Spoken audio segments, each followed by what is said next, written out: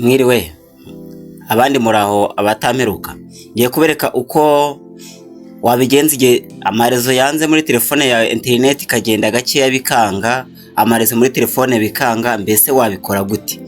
Nicyo kintu ngiye kubereka kuri uyu munsi. Reka dutangire, ntabwo ngiye ntinda, kandi wibuke gukanda subscribe kuri YouTube yacu twamenya byinshi bitandukanye, uzagenda umenyeraho utuntu twinshi wakwikorera. Tugiye kureba rero uko wabigenza kugira ngo telefone yawe igihe internet iri kugenda gakeya cyangwa amarezo yanze, wabigenza gute? Urafungura telefone yawe, ngewe arimo ariko n'uburyo bwo kubereka uburyo bigenda.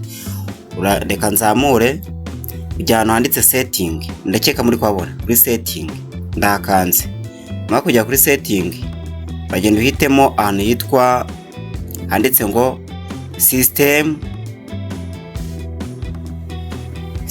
urajya ahantu handitse system kambibereke neza system, nga ndakanze. Numara kwakanda rero urareba ahantu handitse ngo ari amanyuguti agiye atandukanye na language and all input gestures cyangwa date and time, kari ahantu handitse backup system multiple users, ureba ahantu handitse reset option ukakanda. Umaze kwakanda rero uragenda ukareba ahantu handitse reset wifi mobile or bluetooth, urahitamo. Turahitamo kuri reset wifi, turahitemo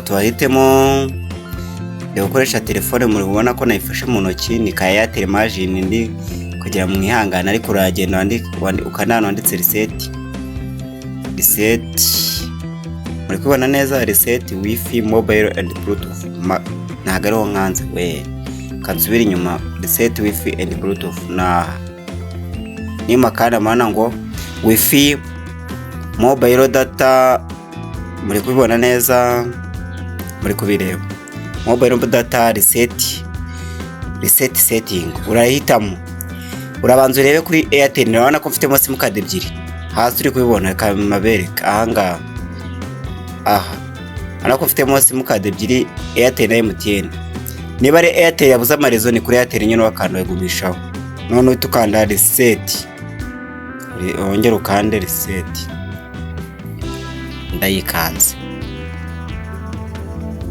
biba birangiye, ubwo kiba gikemutse. Yari kuri MTN rero kadusubira inyuma gatoya, urahitamo kuri MTN kamakande mitemo MTN, nindangize nkande reset, iteme nongera nkande resetting. Ubwo niba ari MTN yagize ikibazo biba bibaye, ubona ko byarangiye, ubu amariza itazamo rwose byihuse. Ntuzagire ikibazo ngo telefone yanjye internet iri kugenda gakeya, ngo ndirwamagara amarezo nayo yabaye makeya, naho ngaho tubikorera. Iyo byanze burundu rero, ntago bijya ariko byanga ubundi uhita ukanda kuri airplane mode, muri kubona kamabereke, ukakanda ukongera ukwatsa. Iyo byanze burundu, ariko iranzira irizewe cyane, bikunda kwita bikora cyane. Ntuzongereyo kugira ikibazo ngo amarezo yabuze ufite smartphone. Hari akantu ujya muri setting, uhitemo muri system, ujya muri system, nabiberetse kuno bitangira. Reka nongere nsubiremo bwa nyuma. Bana telefone yanjye ndi muri tableau, ni ka Airtel Imagine, muri kukabona. Ndazamuye ngiye muri system setting, ngahanda akanze isemita mano handitse system, mwabonye.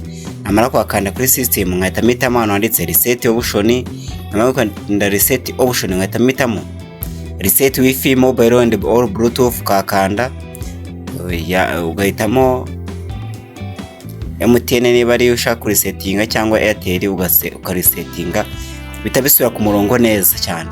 Mukomeze kukanda subscribe kandi mukurikira ibiganiro byanjye, aho kugira ngo ukande subscribe cyane nukurikira ibiganiro byanjye, ahubwo wareba ibiganiro byanjye subscribe ukazihorera, ukajya ubyitaho cyane ukabireba.